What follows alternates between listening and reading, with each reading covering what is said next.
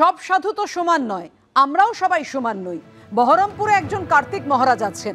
ভারত সেবাশ্রম সংঘকে আমি খুব শ্রদ্ধা করতাম, কিন্তু যিনি তৃণমূলের এজেন্টকে বসতে দেবেন না বলেন তাকে সাধু বলে মনে করি না। গোঘাটের সভা থেকে ঠিক কি বলেছেন মমতা বন্দ্যোপাধ্যায়? দেখুন, সব সাধু তো সমান হয় না, সব স্বজন সমান হয় না। আমাদের মধ্যেও কি আমরা সবাই সমান না?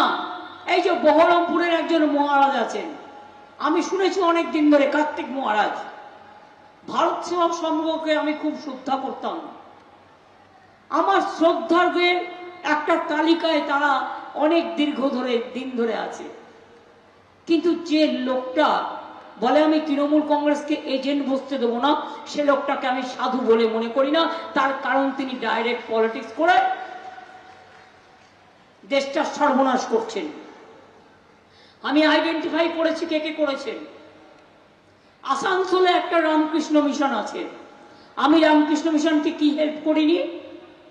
সিপিএম যখন খাবার বন্ধ করে দিয়েছিল, আপনাদের অস্তিত্ব নিয়ে, স্বাধিকার নিয়ে, তখন কিন্তু আমি পুরো সমর্থন দিয়েছিলাম।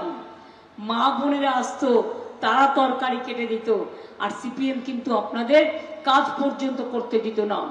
কিন্তু আমি জানি কয়েকজন, সবাই তো নয়। যেমন আমি শুনলাম আসানসোলের একটি মিশন আছে। ইসকনও মনে রাখবেন 700 একর জমি দিয়েছি ইসকন শহর করবার জন্য নদিয়াতে।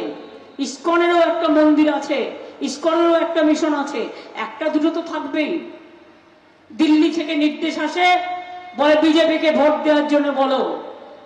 কেন করবে সাধু সন্তরা কাজ? কিন্তু রামকৃষ্ণ মিশনকে সবাই সম্মান করে, শ্রদ্ধা করে। ওদের কাছে একটা হোয়াটসঅ্যাপ আছে গ্রুপ, ওদের যারা মেম্বার হয় তাদের নাম যারা দীক্ষা নেয়, তাদেরকে আমি ভালোবাসতে পারি, আমি দীক্ষা নিতে পারি, কিন্তু রামকৃষ্ণ মিশন ভোট দেয় না কোনোদিনও, এটা আমি জানি। তাই আমি অন্যকে কেন ভোট দিতে বলবো? কেউ কেউ ভায়োলেট করছে, সবাই নয়।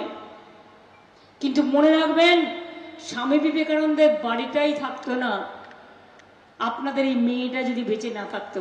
মহারাজরা কি করবেন একান্তভাবে তাদের বিষয়, কিন্তু আমার মনে হয় আশ্রম তো থাকবে না যদি রাষ্ট্র না থাকে। সে যে মিশনই হোক, যে মঠই হোক, রাষ্ট্র যদি থাকে তাহলে আপনার আশ্রম থাকবে। একসময় আফগানিস্তানে প্রচুর আশ্রম ছিল, ঋষিমুনিরা জন্মাতেন সেখানে, এখন নেই। তা সেই জন্য আশ্রমগুলোকে সিদ্ধান্ত নিতে হবে। মুখ্যমন্ত্রী ঠিক করে দিতে পারেন না যে কে কি করবেন। দেশের ভালো করার দায় কি শুধু মুখ্যমন্ত্রীর ঘাড়ে দিয়ে দিয়েছে নাকি উপরওয়ালা?